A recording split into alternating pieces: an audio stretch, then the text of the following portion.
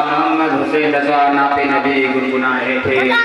हजरात, मैं मदरसे के पढ़ने वाले बच्चे से खास करके हमीगंज के जो लड़कियां पढ़ती हैं, जो लड़कियां नाम पढ़ती हैं, वो आ जाएं और अपना नाम लिखवा लें, क्योंकि उन लोगों को अभी टाइम दिया जाएगा, वरना फिर बाद में टाइम देना मुश्किल है। बाद में टाइम नहीं मिलेगा।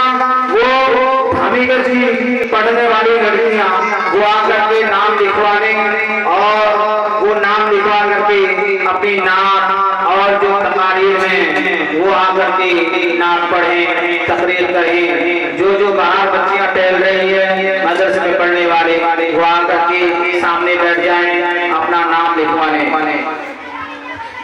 মাদ্রাসা ছলা দিয়েছেন তোমরা যেটা সব মাদ্রাসা পড়ছেন, যেই নাম করবেন ও সেই নামটা লিখাইলো।